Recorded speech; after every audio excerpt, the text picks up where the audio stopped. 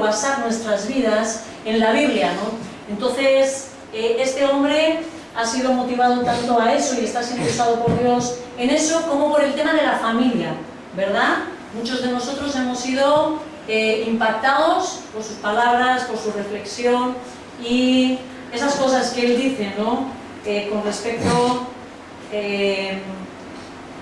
la llamada de atención que hace, ¿no?, a las responsabilidades de cada uno y sobre todo los esposos, ¿verdad? Que yo creo que tembláis cada vez que polvo se está ahí en la pantalla, ¿verdad?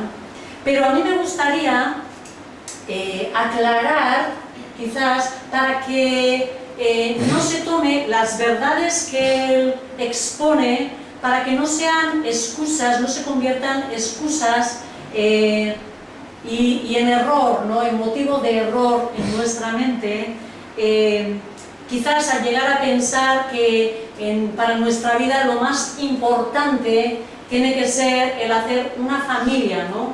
O como al final, ¿no?, que diésemos como suprema importancia por encima de todo a la familia, lo cual podría ser acabar cayendo en una idolatría, ¿no?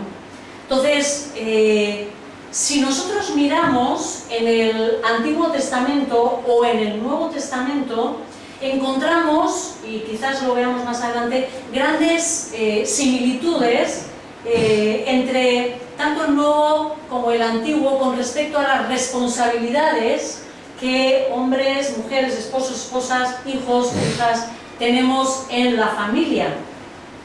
Pero mi intención en esta mañana no es precisamente enfocarme en ello, porque eso es lo que precisamente más se ha hablado y muy bien expuesto, no, sino me gustaría que nos enfocáramos en la diferencia de visión, ¿no?, sobre esta institución, la institución de la familia, entre el Antiguo y el Nuevo Testamento. En el Antiguo Testamento, la extensión del reino de Dios se daba a través de la familia. Repito, la extensión del pueblo de Dios, el pueblo de Dios crecía, ¿cómo? A través de la familia, ¿sí? Teniendo hijos, esta era la forma, ¿no? Multiplicaos, creced. ¿Cuál es la promesa, vamos a decir, cuando Dios escogió a Abraham como cabeza de ese pueblo que él iba a extender? ¿Cuál es una de las órdenes que él le dio? No órdenes, perdón, sino una parte principal de su promesa. Su descendencia. Y su descendencia será como las estrellas del cielo. ¿Cómo sería esto? La visión, estoy hablando del Antiguo Testamento, ¿eh? Luego veremos qué es lo que significa para nosotros, pero ¿cómo entendéis que Abraham estaba pensando que iba a suceder esto? Teniendo familia, ¿sí? Él tendría hijos y sus hijos más hijos y los hijos de sus hijos más hijos, ¿verdad? La idea era extensión, extenderse, ¿no? Ser, en principio, familia de Abraham representaba ser un descendiente de Abraham en la carne, ¿no? Cuando Dios dio al pueblo, a su pueblo, las normas con las que debían de regir sus vidas, una de las bendiciones que Él les prometió fue la descendencia, sus hijos. Vamos a abrir la palabra en Deuteronomio. Deuteronomio 28.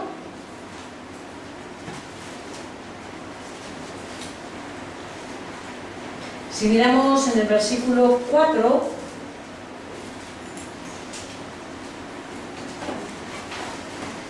está hablando de la obediencia. Si obedeces, y dice el versículo 4, benditos será el fruto de tu vientre, las cosechas, las crías de tu ganado los terrenos, es decir, multiplicación.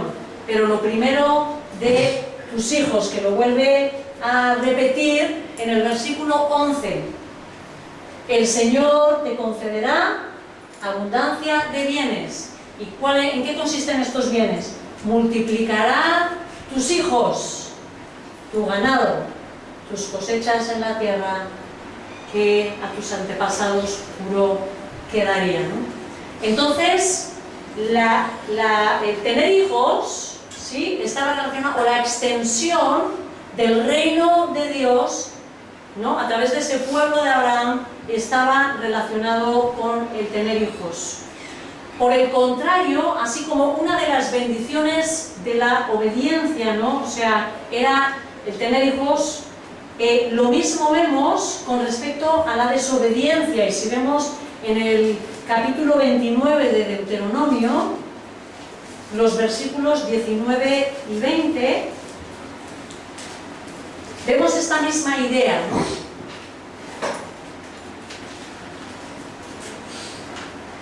Dice: si alguno de vosotros, al oír las palabras de este juramento, se cree bueno y piensa, todo me saldrá bien, aunque persista yo en hacer lo que me plazca, ¿sí?, como diciendo, todo me va a ir bien, haga yo lo que haga, provocará la ruina de todos.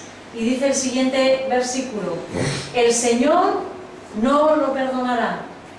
La ira y el celo de Dios arderán contra ese hombre. Todas las maldiciones escritas en este libro caerán sobre él, y el Señor hará que desaparezcan hasta el último de sus descendientes. Como que raerá de la tierra a esa familia, ¿no? Bendición, tener hijos, extenderse. Maldición, ¿no?, el desaparecer, ¿no? Los hijos y la permanencia en la tierra eran señal de bendición, ¿sí? Y lo mismo, lo contrario, de maldición.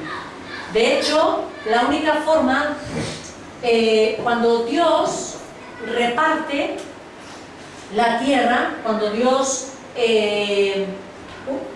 a ver si me explico, dentro de del pacto, vamos a decir, que Dios hace con Abraham, así como está la descendencia, otra de las cosas que promete para ellos físicamente era la tierra, una tierra donde iban a descansar, ¿no? Para nosotros, lógicamente, eso no es, ¿no? Pero esa tierra iba a ser entregada como ese símbolo de esa generosidad de Dios para con su pueblo, como ese lugar de reposo y de paz, que de alguna forma simbólica también lo podemos aplicar a nuestras vidas, cuando entregamos nuestra vida a Cristo. Pero luego había un reparto de esta tierra y este pueblo tenía que guardar de que esa tierra permaneciese o siguiese perteneciendo a esos hijos. Por eso era tan preocupante. No sé si alguna vez os habéis planteado, ¿cuántos leéis la Biblia? Sí, hay una ley, ¿no?, en la que si una familia no tenía hijos, ¿qué ocurría?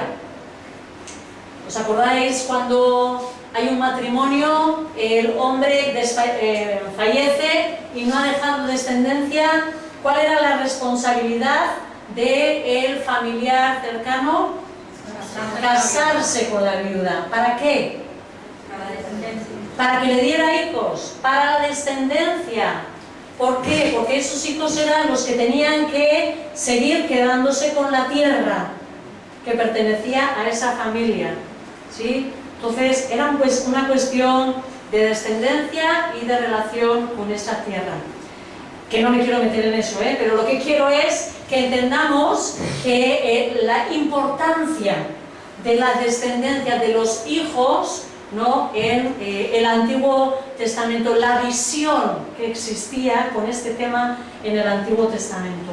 Los hijos entraban a formar parte de la sociedad israelita cuando los circuncidaban, señalado, ¿verdad? Era como un sello de pertenencia al pueblo, ¿no?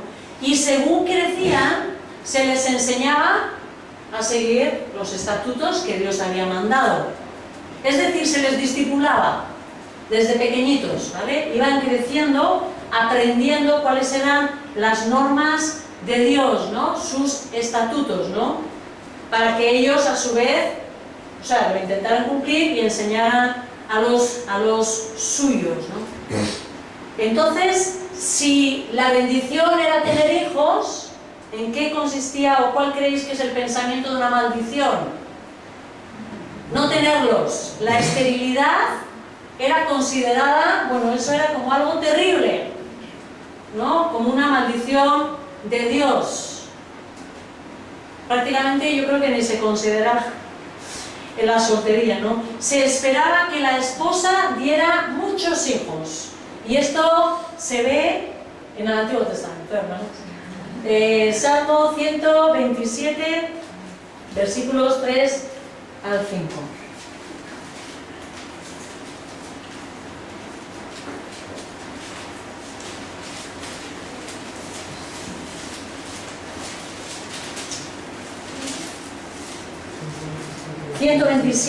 Versículos del 3 al 5. Los hijos son una herencia del Señor. Los frutos del vientre son una recompensa. Fijaros cómo estaba visto, ¿verdad? Como flechas en las manos del guerrero son los hijos de tu juventud. Dichosos los que llenen su aljaba, es decir, el lugar donde se guardaban las flechas, con esta clase de flechas. No serán avergonzados por sus enemigos, quienes litiguen con ellos en los tribunales. Era como una seguridad, el tener hijos era algo, ¿verdad?, que era bendición y seguridad. En el Salmo siguiente, 128, en el versículo 3,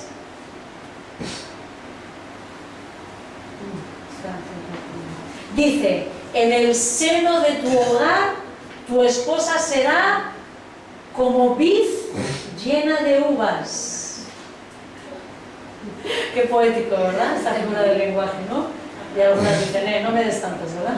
Alrededor de tu mesa tus hijos serán como vástagos de olivo, ¿sí? Es una expresión, ¿verdad?, de abundancia. Qué bueno, ¿no? Qué bueno ver nuestra mesa rodeada, ¿no? Rodeados de pequeñajos, ¿no? Y eso quizás lo vivieron nuestros padres, nuestros abuelos, sus 17 hijos, 12 hijos, ¿no? Alrededor de una mesa. Y ellos decían, menos mal que cada uno viene con un pan debajo del brazo, ¿no? Pero cómo Dios, ¿no?, transmite, digamos, en ese antiguo pacto, antiguo testamento, esta idea de bendición y de seguridad, de permanencia a través de los hijos y de extensión de su reino, ¿no? Recordemos también cómo se veía, o sea, cómo vivían las mujeres, ¿no?, que eran estériles. Nos acordamos quizás del caso de Ana, la madre, ¿no?, la macho de Samuel. Vamos a Primera de Samuel, primer libro de Samuel, en el capítulo 1, y tenemos a esta mujer, ¿no?, expresando su dolor, su angustia en el templo. Y debemos a su esposo, ¿no?, que la amaba, y él, ¿no?, en ese amor no quería humillarla, ¿no? Pero en estos tiempos algunos tenían más de una esposa. Eran cosas de la sociedad en aquellos días, cosas que todavía el pueblo practicaba, no eran del gusto de Dios, pero todavía no lo había cerrado, ¿no? Entonces dice, primero de Samuel, capítulo 1, versículo 9, dice: una vez estando en Silo, que era el lugar, ¿no?, donde se reunían para sacrificar a Dios, para llevar su corazón allí, ¿no?, expresado en esos sacrificios de animales, dice: Ana se levantó después de la comida y a la vista del sacerdote Elí, que estaba sentado en su silla junto a la puerta del santuario del Señor, con gran angustia comenzó a orar al Señor y a llorar desconsoladamente. Entonces hizo este voto: Señor Todopoderoso, si te dignas mirar la desdicha de esta sierva tuya, y en vez de olvidarme, fijaros, ¿no?, la visión, ¿no?, como un olvido de Dios, ¿no?, te acuerdas de mí y me concedes un hijo varón, yo te lo entregaré para toda su vida y nunca se le cortará el cabello, como un voto nazareno, ¿no?, entregado a Dios. Pero lo que quiero que veamos es la angustia que suponía para esta mujer, ¿no? Era como sentirse olvidada de la mano de Dios, ¿no?, como maldición, como algo que Dios no le ha querido dar, ¿no?, reconociendo todos ellos que los hijos venían de la mano de Dios y era una bendición. Todo eso era un motivo de angustia para las mujeres, que se sentían casi como inútiles delante de sus hombres, ¿no?, de sus esposos, ¿no?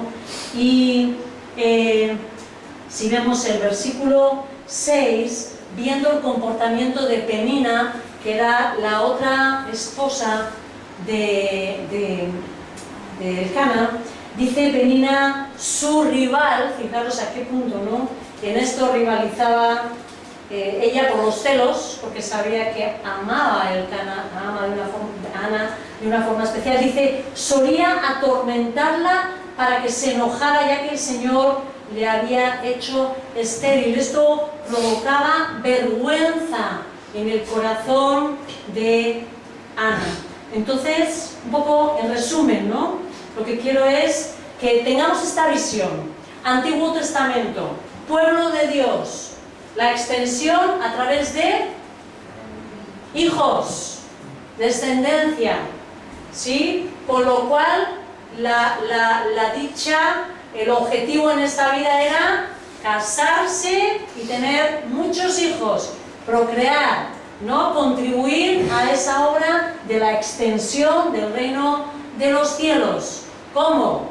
¿No? Siendo una vid, ¿no?, o que dé muchas uvas, ¿no?, llenando la mesa de nuestro esposo, ¿no?, de hijos, ¿no?, que trabajaran, colaboraran junto con él.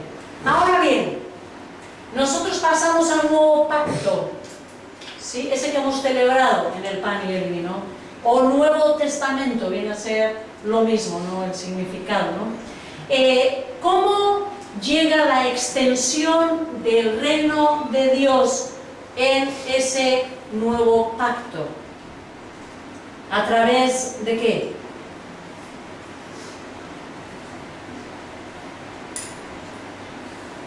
De la predicación del Evangelio. De la predicación del Evangelio. Entramos a formar parte de la familia de Dios a través de la fe. Ya no es una cuestión de tener hijos, ¿sí? Nuestros hijos, o la visión ya es espiritual. A lo que somos llamados es a tener hijos espirituales, ¿sí? La extensión del reino de Dios es a través del arrepentimiento de nuestros pecados y de la fe y creer en el sacrificio que Jesucristo hizo en la cruz, pagando, ¿no?, el precio que tú y yo merecíamos, ¿no?, suficiente para limpiar nuestros pecados. En el Nuevo Testamento lo que vemos es que se enfatiza la importancia de la familia de la fe. Podríamos decir que si nosotros leemos, ¿no?, las cartas, los libros del Nuevo Testamento, el Nuevo Testamento se preocupa principalmente de exponer la obra de Cristo, ¿no?, el medio de salvación, declararlo como suficiente para todo el ser humano, de enseñarnos también a vivir una vida santa, ¿no?, agradable a Dios. Y además nos enseña sobre la importancia del amor al prójimo, pero dice, y sobre todo, a la familia de la fe, ¿no? Vamos a Gálatas, al capítulo 6. Y es aquí, ¿no?, donde me quiero centrar. Lo que quiero es que entendamos la visión que se nos transmite en el Nuevo Testamento. Gálatas 6, el versículo 10 nos dice: por lo tanto, siempre que tengamos la oportunidad, hagamos bien a todos y mayormente o en especial a los de la familia de la fe. Es aquí donde quiero ir, ¿no? Es decir, que en el Nuevo Testamento, ¿no?, se nos transmite de una forma especial esta relación. ¿Por qué? Porque hay una relación entre nosotros familiar, que así lo define nuestro Dios, ¿verdad? Jesús decía que cuando nosotros entregamos nuestra vida a Él, a Jesucristo, en esa fe, ¿cómo teníamos que llamar a nuestro Dios?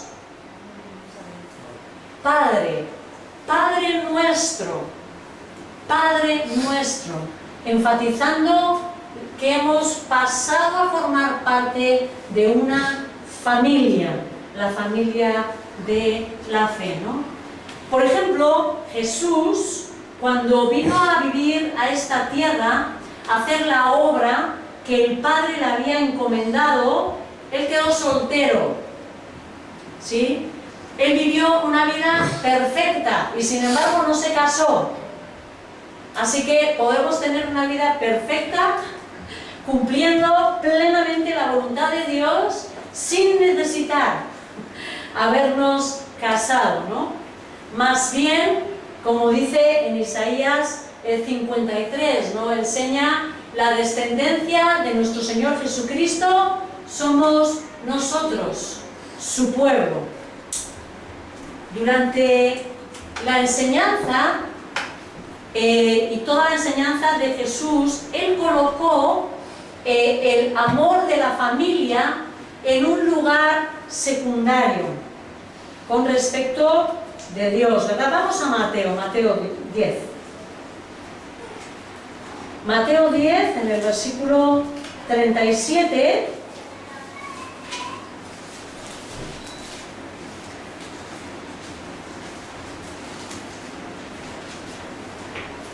Mateo 10, 37.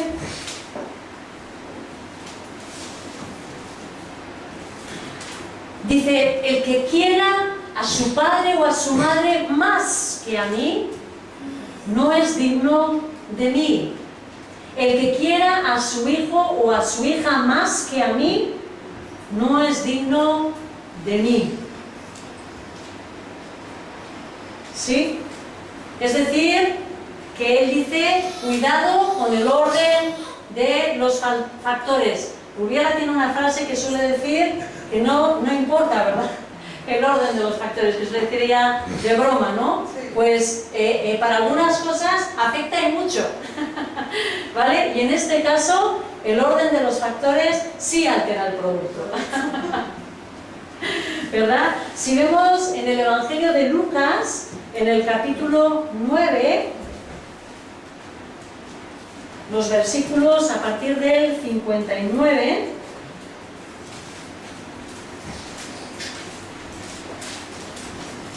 tenemos este encuentro, ¿no?, de algunas personas que querían seguir a Jesús. Qué bueno, ¿verdad?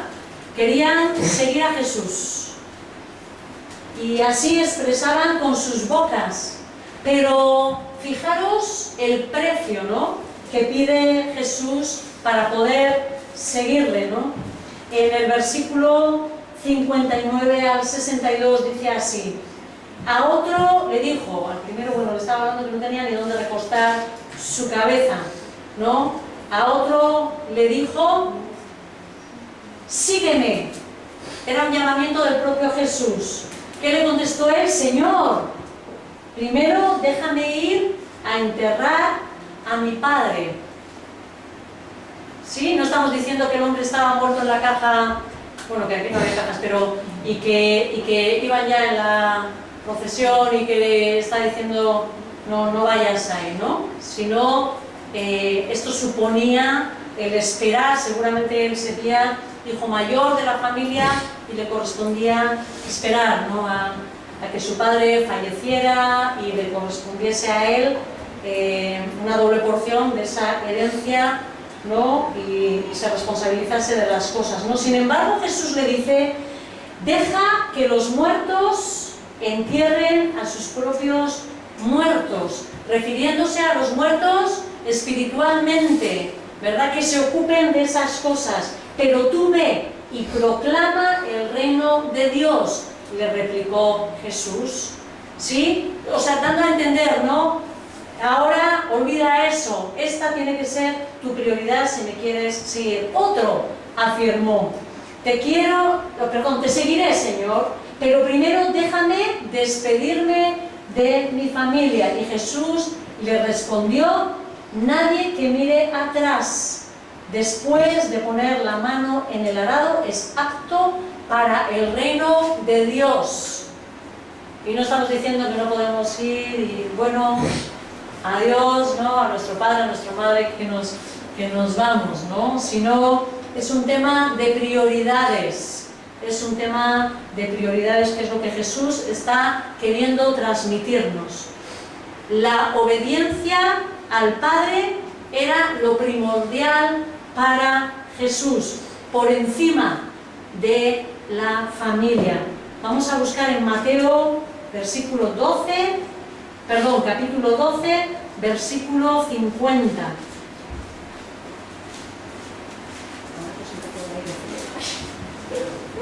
Un poquito de Mateo 12,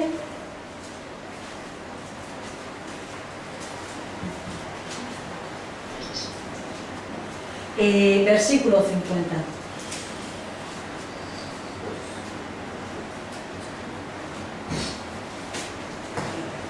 Pues mi hermano, mi hermana y mi madre, que dice que son los que hacen la voluntad de mi Padre que está en el cielo. Así, ¿le quieres abrir la puerta de la calle? Que entre un poquito de aire, porfa, que os veo más, que veo que ya lo sé. Sí, a ver si de un lado y de otro. ¿Sí?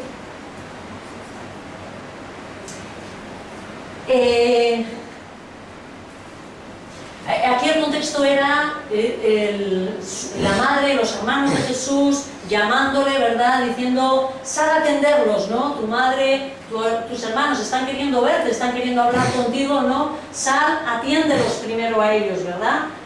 Sin embargo, Jesús está diciendo que el que obedece, ¿no? A su padre, ¿no? Ese es su madre y sus hermanos, ¿no? Queriendo marcar esta importancia de que el centro siempre tiene que ser Dios, la visión hacia Dios, el reino de Dios y su justicia como lo primero, ¿no? Jesús nos advirtió que donde menos nos van a escuchar cuando compartamos el Evangelio va a ser en nuestro propio entorno y en especial nuestra propia familia, ¿verdad? En Mateo 13, versículo 57, Mateo 13, versículo 57 dice así: estaban ahí escuchando a Jesús y se escandalizaban a causa de él, pero Jesús les dijo: en todas partes se honra a un profeta, menos en su tierra y en su propia casa, ¿verdad? Hablando quizás de la dificultad de que los que nos conocen, y peor los que nos conocen bien, ¿no? Nos escuchen y acepten el Evangelio, ¿no? Normalmente hay una cierta dificultad hacia los más allegados, ¿no? Y no solo esto, sino que cuando uno de nosotros, ¿no? Quizás tenemos esta situación, ¿no? que hemos entregado nuestra vida a Jesús y resulta que igual estamos todavía en el seno paterno, materno. En Mateo 10, vamos a los versículos 34 al 36, nos encontramos con la gran lucha de que muchas veces la propia familia son los primeros que se encargan de frenar, querer frenar y poner entorpecimiento a nuestra fe, ¿no? Y así nos advierte Jesús, versículo 34, no creáis que he venido a traer paz a la tierra. No vine a traer paz, sino espada, porque he venido a poner en conflicto al hombre contra su padre, a la hija contra su madre, a la nuera contra su suegra. Los enemigos de cada cual serán los de su propia familia. ¿Sí? Hablando de la dificultad que seguramente surgirá, primeramente, de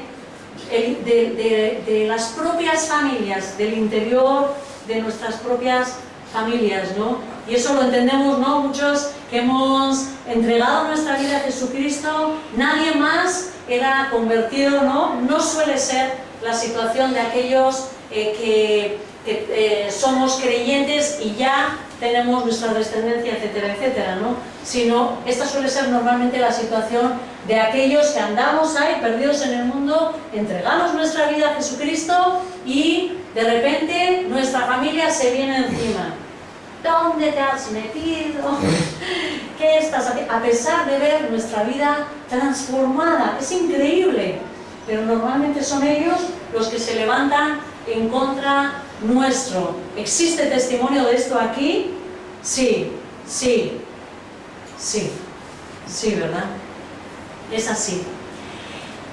Por otro lado, cuando Jesús estableció su nuevo pacto, Él remarcó el amor entre hermanos espirituales, es decir, la familia de la fe. Vámonos al Evangelio de Juan, al capítulo 15.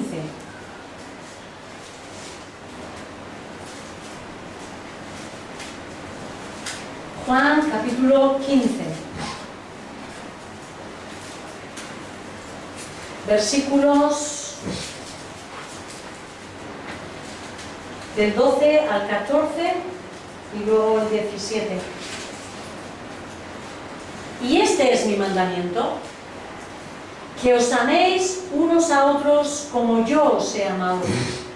Nadie tiene amor más grande que el que da la vida por sus amigos. Vosotros sois mis amigos si hacéis lo que yo os mando. Versículo 17. Este es mi mandamiento, que os améis unos a otros. Posteriormente, y cuando dice unos a otros, sobre todo está dando un mandamiento dentro de la familia de Dios, y eso lo vemos muy claro cuando Juan, uno de sus discípulos, vuelve a tomar, ¿no?, este mandamiento y dándole este sentido en primera de Juan, la primera carta de Juan a la iglesia, en el capítulo 2, nos vuelve a remarcar esta importancia, ¿verdad?, de la familia. Primera de Juan, capítulo 2, versículos del 9 al 11. El que afirma que está en la luz, pero odia a su hermano, todavía está en la oscuridad. El que ama a su hermano permanece en la luz, y no hay nada en su vida que lo haga tropezar. Pero el que odia a su hermano está en la oscuridad, y en ella vive, y no sabe a dónde va, porque la oscuridad no le deja ver. capítulo 3, versículo 16, dice como un resumen: en esto conocemos lo que es el amor, en que Jesucristo entregó su vida por nosotros, así también nosotros debemos entregar nuestra vida por nuestra familia, por nuestros hermanos, por nuestros hermanos.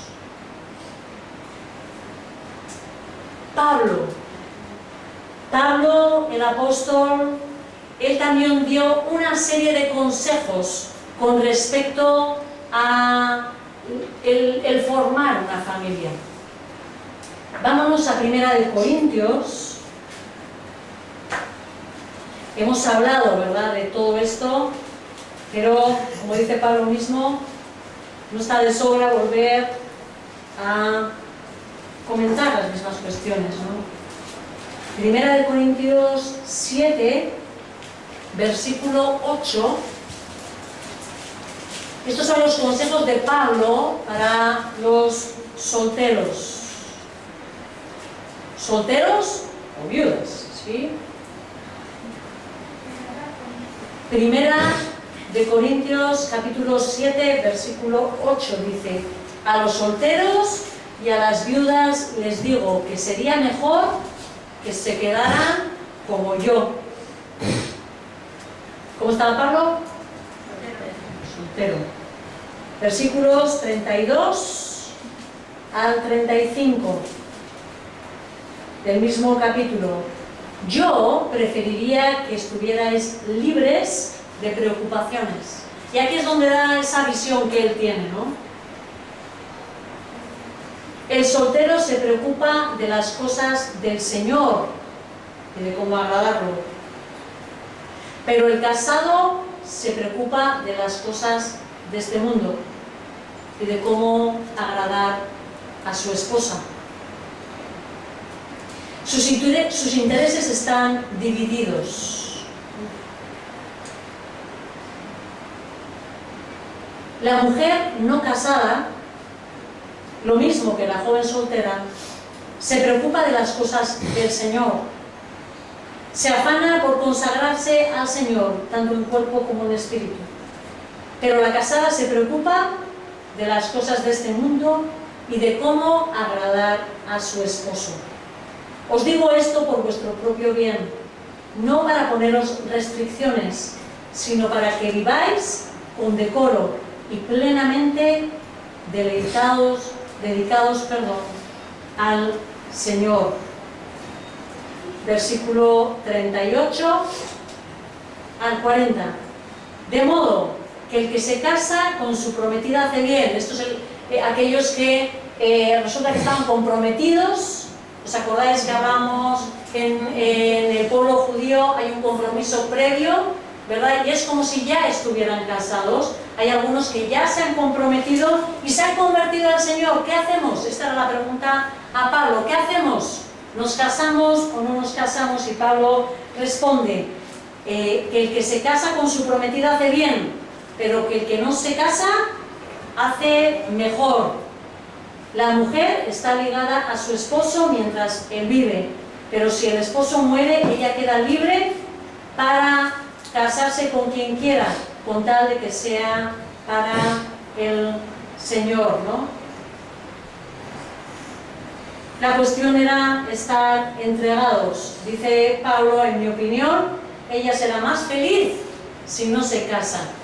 ¿Cómo nos cuesta creernos esto, eh? Ella será más feliz si no se casa, cree Pablo, y dice él, y creo yo también, tener el Espíritu de Dios. ¿Por qué enfatizo todas estas cosas? Lo que quiero decir es que veamos, digamos, la visión también desde otro punto de vista. Los hijos van a ser, la importancia, vamos a decir, de los hijos en el Nuevo Testamento son hijos espirituales. Nuestra descendencia y la descendencia de Abraham somos nosotros. En la carne, no, en el espíritu. La extensión del reino es a través de la extensión del Evangelio procreando como hijos espirituales. Y Pablo, ¿no?, en esta misma línea nos plantea el caso incluso de una persona casada que luego se convierte, ¿no? Está casada, está comprometida y se convierte. Fijaros a qué punto llega la importancia de la fidelidad y de estar completamente centrados en el Señor. En el mismo capítulo que hemos hablado, versículos desde el 12 hasta el 16, Pablo nos transmite esta idea y dice: a los demás digo yo, no es mandamiento del Señor, si algún hermano tiene una esposa que no es creyente y ella consiente en vivir con él, que no se divorcie de ella. Y si una mujer tiene un esposo que no es creyente y él consiente en vivir con ella, que no se divorcie de él, ¿no? Porque el esposo no creyente ha sido santificado por la unión con su esposa y la esposa no creyente ha sido santificada por la unión con su esposo creyente. Y más de una vez hemos repetido que no es un santificado de salvo, sino de protegido, ¿verdad? Por parte de Dios, como algo de Dios, ¿no? Si así no fuera, sus hijos serían impuros, mientras que de hecho son santos. Sin embargo, si el cónyuge no creyente decide separarse, no se lo impidáis. En tales circunstancias, el cónyuge creyente queda sin obligación. Dios nos ha mandado a vivir en paz. ¿Sí? O sea, como que esta, vamos a imaginar una mujer, ¿no?, en la que su esposo dice: no, si tú sigues esa creencia, esa religión, ¿no? Si tú quieres a Dios más que a mí, no te quiero. Carta de divorcio. No quiero estar ya más contigo, ¿no? Dice esa persona queda sin obligación, ¿no? Mejor ya se separa, que se centre en el Señor y en el servicio para el Señor, ¿no? Este es el planteamiento. Así que para terminar, en resumen, quiero aclarar, porque normalmente uno intenta enseñar una cosa y como voy a enfatizar mucho lo que quiero enseñar, todos los demás van a llegar a decir: Maite ha dicho que no hay que casarse, Maite ha dicho que en el Nuevo Testamento la familia está mal, ¿vale? Entonces, que no nos creemos confusiones, así que lo tengo aquí muy claro escrito: no estoy afirmando que no haya que formar una familia, ¿vale? Es más, para el poder hacer esto, tenemos que tener el don de la abstinencia sexual, ¿vale? Primera de Corintios capítulo 7, versículos 1 y 2, dice Pablo. Le están preguntando, ¿verdad? Pablo escribe esta carta en respuesta a otra carta que le ha llegado a él con varias preguntas y dice así: paso ahora a los asuntos que me planteasteis por escrito. Es mejor no tener relaciones sexuales. Eso es lo que le dicen, ¿verdad? Y contesta él: pero en vista de tanta inmoralidad, cada hombre debe de tener su propia esposa y cada mujer su propio esposo. ¿Por qué? Porque hay una necesidad en la mayoría de nosotros de las relaciones sexuales, y estas deben de estar siempre en el marco de un compromiso, ¿verdad?, matrimonial, de un compromiso matrimonial. Es una expresión, y lo hemos visto alguna vez, es una expresión de algo sublime, un hombre con una mujer, ¿verdad? Esto, pero solo y exclusivamente en una relación matrimonial. Versículos 7 al 9 dice: en realidad preferiría que todos fuerais como yo, no obstante cada uno tiene de Dios su propio don, ¿verdad? Este posee uno y aquel otro, ¿sí? Sería mejor que quedarais solteros, es la visión de él, ¿no? dice a los solteros y a las viudas no monligantes, les digo que sería mejor que se quedaran como yo, pero si no pueden dominarse, que se casen, porque es preferible casarse que quemarse de pasión. ¿Vale? Entonces, o hay un don, o hay una gracia de Dios, o mejor tener, pedirle al Padre, ¿no?, en sabiduría, que nos dé un cónyuge, como dice el antes, que sea también del Señor, ¿no? No estoy afirmando tampoco que no haya que atender a la familia. Lo he dicho al principio y lo vuelvo a decir ahora.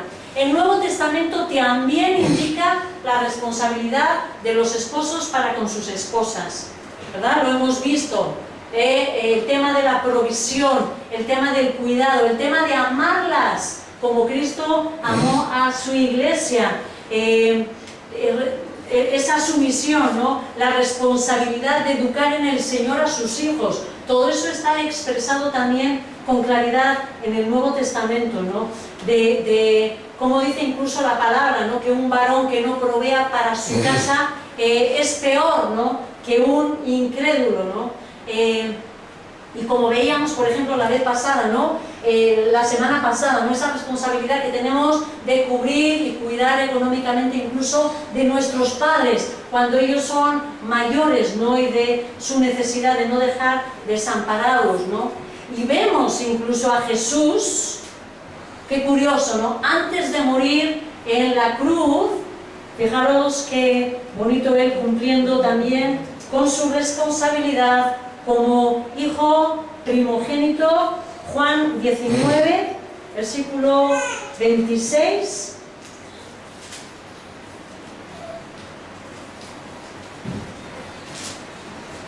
Juan 19, capítulo 19, versículo 26. En esta última escena, ¿no?, Jesús en la cruz, diciendo, cuando Jesús vio a su madre y a su lado al discípulo a quien él amaba, le dijo a su madre: mujer, ahí tienes a tu hijo, y luego dijo al discípulo: ahí tienes a tu madre, ¿no? Y desde aquel momento ese discípulo la recibió en su casa, ¿no? Jesús cerrando, ¿no?, aún en la cruz, su responsabilidad como padre, o sea, como hijo, perdón, no, como hijo primogénito para con su madre. En ese sentido, no estoy diciendo que no tengamos responsabilidades, ni muchísimo menos, ¿no?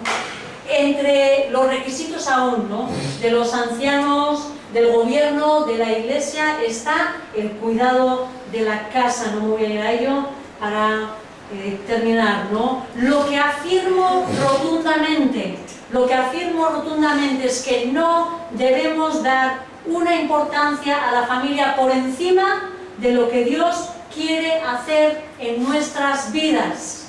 La familia no es la felicidad, ni el objeto de nuestra existencia, sino el reino de los cielos, ¿vale? Esta es mi afirmación, y creo que la afirmación del Antiguo Testamento, y por tanto a esas afirmaciones tan fuertes que Jesús dio en la palabra, ¿sí? ¿Qué pensarían, no?, sino aquellos que están dedicando sus vidas a Dios, guardando su sexualidad como una ofrenda para Él, ¿no? ¿Se tendrán que sentir desdichados por esto? No debería de ser así, ¿no? Necesitamos cuidar la visión de nuestras vidas, el objetivo para el cual estamos aquí. Primera de Corintios 7 nuevamente, ¿no?, en este versículo, en este capítulo, perdón, donde Pablo aclara tantas cosas. Y yo creo que él también, después de toda esta exposición sobre solteras, sobre casarse, sobre no casarse, deja aquí, digamos, ¿no?, su visión, que yo creo que es lo que nos quiere transmitir en el versículo 29 hasta el 35, ¿no? Y dice así: lo que quiero decir, hermanos, es que nos queda poco tiempo. De aquí en adelante, los que tienen esposa deben vivir como si no la tuvieran. Los que lloran como si no lloraran. Los que se alegran como si no se alegraran. Los que compran algo como si no lo poseyeran. Los que disfrutan de las cosas de este mundo como si no lo disfrutaran de ellas. Porque este mundo en su forma actual está por desaparecer. Es la visión, el fin de las cosas. ¿Me explico? ¿No? Yo preferiría que estuvieran libres de preocupaciones. Es lo que está queriendo transmitir Pablo, ¿no? El soltero se preocupa de las cosas del Señor y de cómo agradarlo, lo que hemos dicho antes, ¿no? Pero el casado se preocupa de las cosas de este mundo y de cómo agradar a su esposa, y sus intereses están divididos, ¿no? Es decir, lo que la visión es: busca aquello a lo cual te ha llamado el Señor y vive enfocando tu vida a la extensión del reino de los cielos. Si tu don no es la abstinencia sexual, busca esa pareja, cumple con tus obligaciones, pero no descuides nunca de ver que la extensión del reino de los cielos es a través de la predicación del Evangelio. Céntrate en eso, ¿sí? Cuidemos nuestras familias, pero también cuidemos de nuestros hermanos en general. Hermanos que tenemos familias, debemos, es nuestra obligación, de estar cuidando de nuestros hermanos solteros, de nuestras hermanas solas, de nuestras hermanas viudas, porque nosotros somos su familia. Esta debe ser la visión, de cuidar unos de otros. Ellas no tienen por qué sentirse como si estuvieran solas o no tuvieran una familia por el hecho de consagrar sus vidas al Señor, porque ellos y ellas serán grandemente recompensados en los cielos. Pero nos toca ahora, nosotros, entre todos nosotros, darnos esa visión y ese cuidado de familia, los unos con los otros, ¿sí? Cuidarnos, amarnos. No deben de sentirse solos, deben de sentirse completos, porque Dios es su Padre y nosotros, todos nosotros que hemos puesto nuestras vidas en Cristo, somos su familia. Que nos cuidemos unos a otros, que tengamos esta visión para la gloria de Dios. Señor, henos aquí. Gracias, Señor, por haberte declarado nuestro Padre. Gracias, Señor, por haber hecho una gran familia. Señor, te damos gracias, ¿no?